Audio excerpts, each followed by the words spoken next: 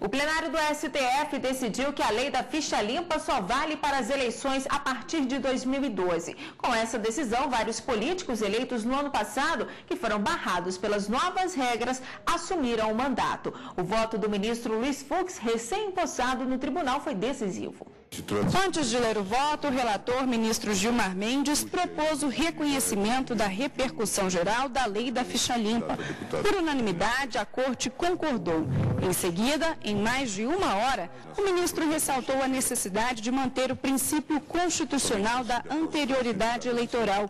Para ele, os eleitores, candidatos e partidos não podem ser prejudicados. Em síntese, presidente, ao se efetuar um diagnóstico minimamente preocupado com as repercussões da admissibilidade a qualquer tempo de mudanças no processo eleitoral, constata-se que surgem complicações não apenas para a situação jurídica dos candidatos, mas também para a própria autonomia e liberdade dos partidos políticos, os quais ficariam totalmente à mercê da aleatoriedade de eventuais mudanças legislativas. O ministro Luiz Fux acompanhou a linha de raciocínio do relator. Eu concluiria afirmando, excelentíssimos senhores ministros, que a lei da ficha limpa é a lei do futuro, é a aspiração legítima da nação brasileira, mas não pode ser um desejo saciado no presente em homenagem à Constituição brasileira.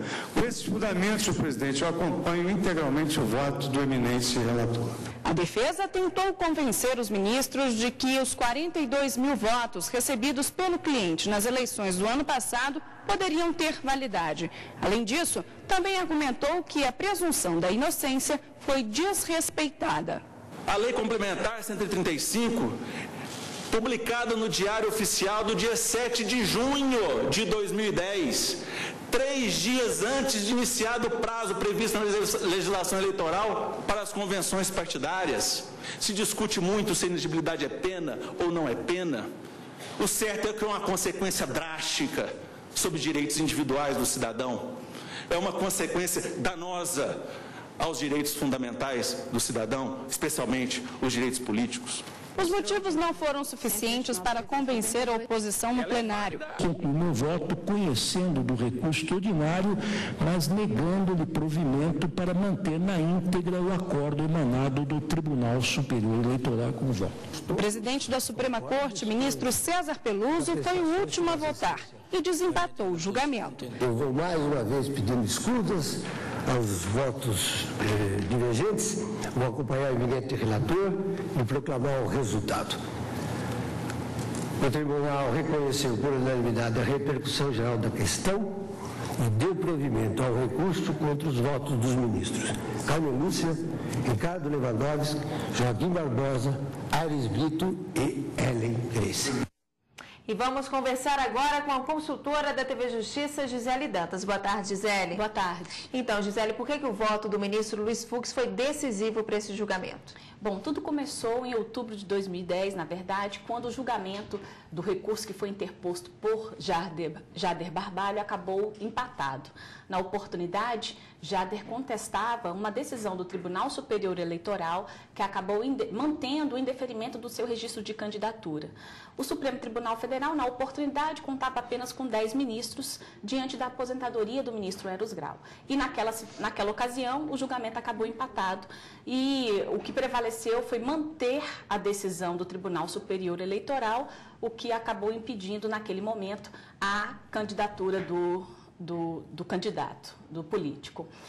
Logo em seguida, com a posse do ministro Luiz Fux, em março de 2011, o Supremo Tribunal Federal volta a analisar um outro recurso extraordinário, que também tratava sobre essa temática da ficha limpa, e aí, com a composição completa, o ministro Luiz Fux ele teve a oportunidade de proferir um voto que acabou por desempatar aquele julgamento anterior e, por maioria, o plenário do Supremo Tribunal Federal entendeu que não se aplicava às eleições de 2010 a Lei Complementar 135. O que prevaleceu foi que o princípio da anterioridade da lei eleitoral deveria ser respeitado e o ministro Luiz Fux chegou, inclusive, a destacar que, por mais importante que seja um direito, ele não pode se sobrepor à Constituição Federal.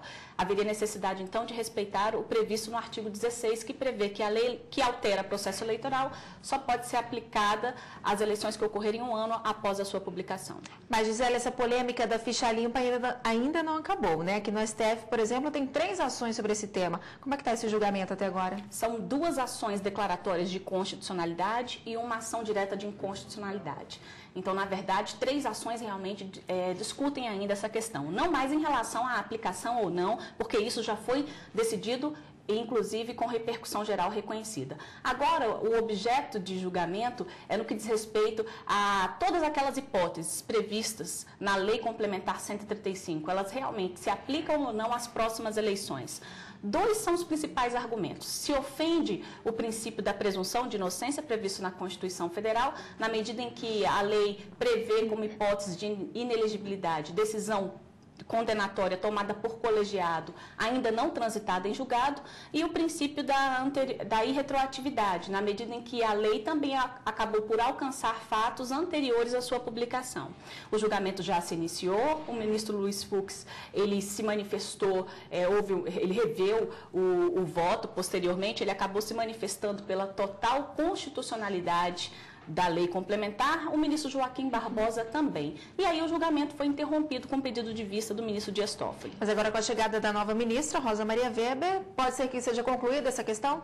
É a grande esperança, né? Na verdade, a posse da ministra Rosa Maria Weber acabou sendo aguardada com muita expectativa para a resolução exatamente dessa questão da ficha limpa. O que acontece? O regimento interno prevê a composição plenária deve ter no mínimo 8 ministros para se iniciar o julgamento sobre a constitucionalidade ou a inconstitucionalidade de um determinado dispositivo legal. E também uma lei específica de 99 prevê que somente com o voto de 6 ministros é que é possível declarar a posição por um ou outro sentido. Então, com a chegada da ministra, se evita a possibilidade de ter um empate.